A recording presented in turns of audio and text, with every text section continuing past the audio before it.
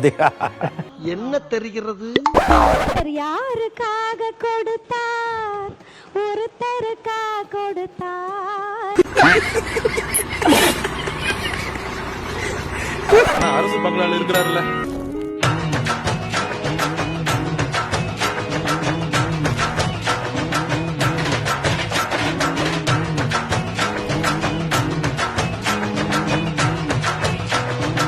பயராட்டம் இருந்த பாரிய பஞ்சு மிட்டாய் கணக்கா மாத்திருச்சடி அந்த புள்ள. ரேஷன் கடையில் அரிசி வாங்குறோம், வீட்டுக்கு கொண்டு போகிறோம், சமைக்கிறோம், சாப்பிட்றோம்.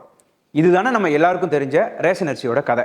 ஆனால் தமிழ்நாடு சட்டப்பேரவையில் ஒரு அமைச்சர் சொன்ன விஷயம், மக்கள் ரேஷன் அரிசியை சாப்பிட்றதே இல்லை, ஆடு கோழிக்கு தான் தீவனமாக பயன்படுத்துகிறாங்க அப்படின்னு. ஒரு நிமிஷம், ரேஷன் அரிசியை நம்பி வாழ்கிற குடும்பங்கிட்ட போய் இதை சொன்னால் என்ன ஆகும்? அண்ணே, நீங்கள் சாப்பிட்றது அரிசியே இல்லை, உங்கள் ஆட்டுக்கு தான் கொடுக்குறீங்க அப்படின்னு சொன்னால் அந்த ஆடு கூட திரும்பி பார்க்கும். ஆனால் இது வெறும் ஒரு ஸ்டேட்மெண்ட்டாக கடந்து போகக்கூடிய விஷயம் கிடையாது. அதுக்குள்ள ஒரு அரசியல் சண்டை இருக்கு, எதிர்ப்பு இருக்கு, கவுண்டர் இருக்கு, பர்சனல் கவுண்டரும் இருக்கு. கடைசியில் ஒரு முக்கியமான அறிவிப்பும் வந்திருக்கு, சன்னரக அரிசி இனிமே ரேஷன் கடையில் வரப்போகுது அப்படின்னு. அப்போ இத்தனை நாளாக மக்கள் வாங்கிட்டு இருந்த அரிசி எப்படி இருந்துச்சு? உண்மையிலே மக்கள் சாப்பிடலையா, இல்லை அரசாங்கம் சொல்றதை விட நிலைமை வேற மாதிரியா? அதுதான் தற்போதைய கேள்வியா இருக்கு. வாங்க சட்டப்பேரவைக்குள்ள என்ன நடந்துச்சுன்னு முதல்ல பார்க்கலாம். கூட்டுறவு மற்றும் உணவு நுகர்வோர் பாதுகாப்புத்துறை மானிய கோரிக்கை மீதான விவாதம். அப்போ ரேஷன் அரிசி விவகாரம் சூடுபிடிக்கி அமைச்சர் செங்கோட்டையன் பேசும்போது, ரேஷன் கடையில் வாங்கப்படக்கூடிய அரிசியை பலர் சாப்பிட்றதுக்கு பதிலாக ஆடு கோழிக்கு தான் தீவனமாக பயன்படுத்துறாங்க அப்படின்னு கூறினாரு. அதோடு மக்கள் சன்னரக அரிசியை தான் அதிகமாக விரும்புகிறாங்க, அதனால சன்னரக நெல் உற்பத்தியை அதிகரிக்க நடவடிக்கை எடுக்கப்படும் அப்படின்னு தெரிவித்தார். சரி, அமைச்சர் சொல்லிட்டாரு. அதை கேட்டுட்டு எதிர்கட்சியினர் அமைதியாக உட்காந்துருப்பாங்களா? அதுதான் நடக்காது. முதல்ல திமுகவின் நேரு எழுந்திருக்கிறாரு. ரேஷன் அரிசியை மக்கள் சாப்பிட்றதில்ல, அதை ஆடு மாட்டுக்கு தான் கொடுக்குறாங்கன்னு எப்படி சொல்ல முடியும் அப்படின்னு கேள்வி எழுப்பினாரு. அதோடு அமைச்சரை பார்த்து ஒரு கலகலப்பான கவுண்டரையும் கொடுத்துருக்காரு. நீங்கள் காலையில் நெல்லிக்காய் ஜூஸ் குடிக்கிறேன்னு பேட்டி கொடுத்த மாதிரி அப்படின்னு சொல்லி மக்களும் தங்களுக்கு பிடிச்சதை சாப்பிட்றாங்கன்னு சுட்டி காட்டி பேசியிருக்காரு. அதாவது நீங்கள் என்ன சாப்பிட்றீங்கன்னு பப்ளிக்காக சொல்லலாம், மக்கள் என்ன சாப்பிட்றாங்கன்னு மட்டும் நீங்கள் முடிவு பண்ணக்கூடாது அப்படின்ற மாதிரி ஒரு கவுண்டர். அதுக்கப்புறம் முன்னாள் அமைச்சர் ஏவ வேலுவும் இந்த விவகாரத்துக்குள்ள வந்திருக்காரு. அவருடைய கேள்வி இன்னும் நேரடியாகவே இருந்துச்சு. ஏழைங்க சாப்பிட்ற உணவை இப்படி கொச்சப்படுத்தலாமா அப்படிங்கிறது தான். அதோடு ரேஷன் அரிசி திட்டத்துக்கு திமுக ஆட்சி காலத்தில் கிடைச்ச பாராட்டுகளையும் அவர் நினைவுபடுத்தி பேசியிருந்தார். இந்த பாயிண்ட்ல ஒரு விஷயத்தை நம்ம புரிஞ்சுக்கணும். ரேஷன் அரிசி அப்படிங்கிறது வெறும் 1 கிலோ அரிசி கிடையாது. பல குடும்பங்களுக்கு இந்த மாதம் சாப்பாட்டுக்கு என்ன செய்யறது அப்படின்ற கவலையை குறைக்கக்கூடிய ஒரு பாதுகாப்பு. அதனால ரேஷன் அரிசியை பத்தி பேசும்போது வார்த்தைகளை கொஞ்சம் கவனமா பயன்படுத்தணும். ஆனா அதுக்காக அரிசியின் தரத்தை பத்தி கேள்வி கேட்க கூடாதா அப்படின்னா கண்டிப்பா கேட்கணும். அதுக்குள்ள இன்னொரு சுவாரஸ்யமான கவுண்டர். முன்னாள் அமைச்சர் MRK பன்னீர்செல்வம் நேருவே ரேஷன் அரிசி சாப்பிட்றாரு அப்படின்னு சொல்லியிருக்காரு. அதுக்கும் ஒரு காரணம் சொல்றாரு. நேருவுக்கு சர்க்கரை நோய் இருப்பதால ரேஷன் அரிசி சாப்பிடுகிறார் அப்படின்னு குறிப்பிட்டு பேசினாரு. உடனே நேருவும் பதில் சொல்றாரு, எனக்கு எவ்வளவு நிலம் இருந்தாலும் உணவை தானே சாப்பிட முடியும் அப்படின்னு. சார், அதுதான் நிலம் இருந்தா அரிசி சாப்பிடக்கூடாதா? நிலம் இல்லாதவர் தான் ரேஷன் அரிசி சாப்பிடணுமா? அதுக்கு ஏதாவது விதிமுறை வந்துடுச்சா? ஒருத்தர்கிட்ட 100 ஏக்கர் இருக்கலாம், அவர் சாப்பிட வேண்டியதும் சாப்பாடு தான். ஒருத்தர்கிட்ட 10 சென்ட் இருந்தாலும் அவரும் சாப்பிட வேண்டியது சாப்பாடு தான். அதனால நிலத்தோட அளவுக்கும் அரிசியோட சுவைக்கும் என்ன சம்பந்தம்? ஆனா இங்க தான் டிபேட் கொஞ்சம் பர்சனலா போயிடுச்சு. அமைச்சர் ஆதவர்ஜனா வராரு. நேருவின் ஆயிரக்கணக்கான ஏக்கர் நிலம் இருப்பதை சுட்டி காட்டி, அப்படி இருக்கும்போது ஏழைய போல ரேஷன் அரிசி சாப்பிடுவதா சொல்வது வியப்பா இருக்கு அப்படின்னு விமர்சனம் செஞ்சாரு. அதோடு ரேஷன் அரிசி திட்டத்தை நாங்க கொச்சப்படுத்தல, உண்மையான நிலையத்தான் சொல்றோம் அப்படின்னு விளக்கமும் கொடுத்தாரு. அரசாங்கத்தோட ஆர்கியூமெண்ட் என்ன அப்படின்னா, பலர் ரேஷன் அரிசியை நேரடியா சாப்பிட்றதில்ல, இட்லி மாவு போன்ற பயன்பாடுகளுக்கு பயன்படுத்துறாங்க. சரி, அப்படின்னா ரேஷன் கடையில் கொடுக்கக்கூடிய அரிசி நேரடியா சாப்பிடக்கூடிய தரத்துல இருக்க வேண்டாமா? அதுதான் உண்மையான கேள்வி. இங்க தான் நம்ம கொஞ்சம் பாலிடிக்ஸை ஓரமா வச்சுட்டு ஒரு ஸ்ட்ரெயிட் கொஸ்டினை கேட்கணும். அமைச்சர் சொல்றாரு மக்கள் சாப்பிட்றதில்ல. சரி, அப்படின்னா இவ்வளவு நாளா இதே நிலைமை இருந்துச்சா? தரமான அரிசி கொடுக்க அரசு என்ன நடவடிக்கை எடுத்துச்சு? அதுவும் குறிப்பா திமுக ஆட்சியில இருந்த இந்த காலத்துல ரேஷன் அரிசி தரம் குறித்த புகாரும் விமர்சனங்களும் இருந்தும் அதை இன்னும் தரமானதா மாற்றுவதற்காக பெரிய மாற்றம் ஏன் தெரியவில்லை? சன்னரக அரிசி மக்கள் விரும்புறாங்கன்னு தெரிஞ்சிருந்தா அதை முன்னாடியே ஏன் கொண்டு வரல? மக்கள் நேத்து சாயங்காலம் தான் எங்களுக்கு சன்ன அரிசி வேணும் அப்படின்னு கேட்க ஆரம்பிச்சாங்களா? இல்லையே. அதனால எல்லாம் நல்லா தான் இருந்துச்சு அப்படின்னு கடந்த காலத்தை முழுசா டிஃபன் பண்ணுவதும் சரி கிடையாது. அதே நேரத்தில் யாருமே சாப்பிடல அப்படின்னு ஒரே வார்த்தையில சொல்றதும் சரி கிடையாது. ரெண்டு தரப்புமே கொஞ்சம் பாலிடிக்ஸை குறைச்சிட்டு டேட்டாவை அதிகப்படுத்தினா நல்லா இருக்கும். உண்மையிலே ரேஷன் அரிசியை எல்லாரும் சாப்பிட்றாங்க அப்படின்னும் அதே நேரத்தில் யாருமே சாப்பிட்றதில்ல அப்படிங்கிறதும் உண்மை கிடையாது. சில குடும்பங்கள் நேரடியாக சமைச்சு சாப்பிட்றாங்க. சிலர் இட்லி தோசை மாவுக்கு பயன்படுத்துறாங்க. சிலர் தரம் பிடிக்காம வேறு பயன்பாட்டுக்கு எடுத்துக்கிறாங்க. அதனால எல்லாரும் சாப்பிட்றாங்க அப்படின்னு சொல்ல முடியாது, யாருமே சாப்பிடல அப்படின்னு சொல்ல முடியாது. உண்மை எங்க இருக்கு அப்படின்னா அந்த ரெண்டு ஸ்டேட்மெண்ட்டுக்கும் நடுவில் தான் இருக்கு. அதனால தான் அரசு இப்போ எடுத்திருக்கிற அந்த முடிவு முக்கியமா பார்க்கப்படுது. இனிமே ரேஷன் கடையில சன்னரக அரிசி வழங்கப்படும் அப்படின்னு, அதுவும் தீபாவளிக்கு முன்பே வழங்க நடவடிக்கை எடுக்கப்படும் அப்படின்னு உணவுத்துறை அமைச்சர் வெங்கடரமணன் தெரிவிச்சிருக்காரு.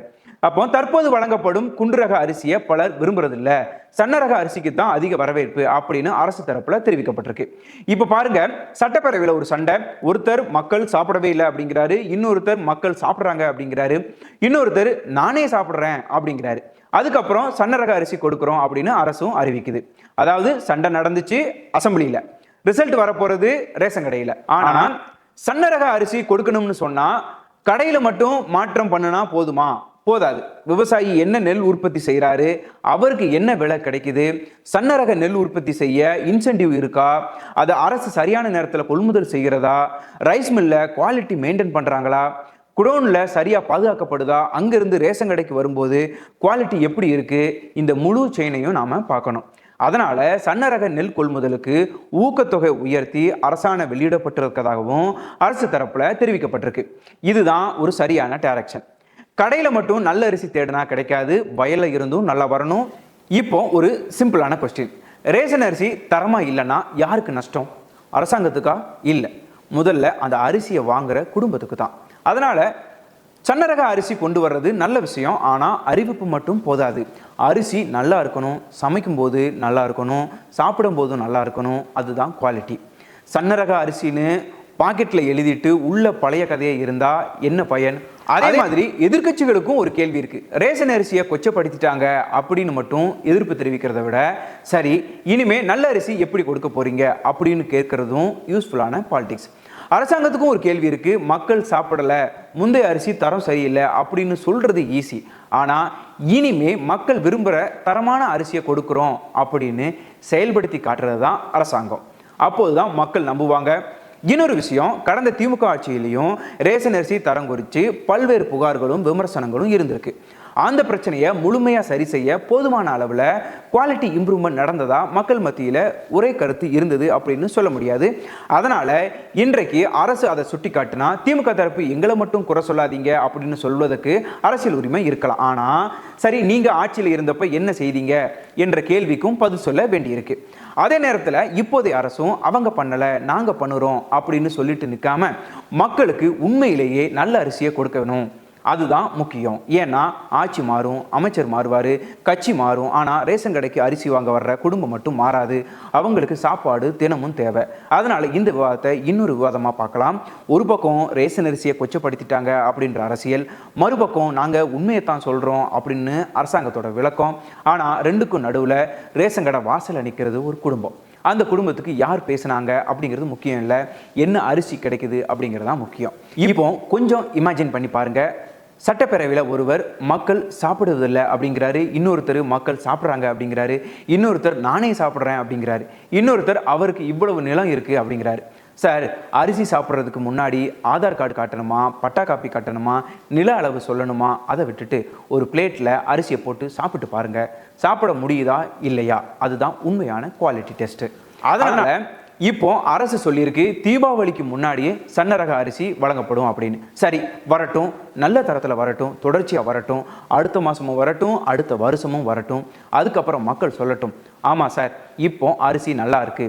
அந்த ஒரே ஒரு வார்த்தை தான் அசம்பிளியில் 100 வார்த்தைக்கு சமம். இல்லை மீண்டும் அதே ஸ்மெல்லு, அதே குவாலிட்டி, அதே கம்ப்ளைண்ட்டு அப்படின்னா பெயர் மட்டும் சன்னரக அரிசி, பிரச்சனை மட்டும் அதே பழைய குண்டு அரிசி. இப்போ இந்த விவாதத்தோட தீர்ப்பை நாம் சட்டப்பேரவையில் விட வேண்டாம், மக்கள்கிட்ட விட்டுடலாம்.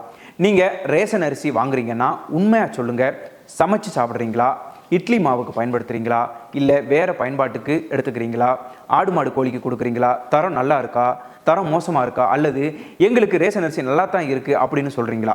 உங்கள் ஊரில் எந்த மாதிரி அரிசி கொடுக்குறாங்கன்னு கமெண்ட்டில் சொல்லுங்கள். ஏன்னா சட்டப்பேரவையில் 234 பேரும் பேசுகிறத விட அந்த அரிசி வாங்குற 234 குடும்பம் சொல்கிறது தான் முக்கியமான விஷயமா பார்க்கப்படும். அரசு சொல்கிற சன்னரக அரிசி வரட்டும், மக்கள் வாங்கட்டும், சமைக்கட்டும், சாப்பிடட்டும். அப்புறம் சார் நல்லா இருக்கு அப்படின்னு மக்கள் சொன்னால் அந்த நாள் தான் இந்த விவாதத்துக்கு உண்மையான வெற்றி.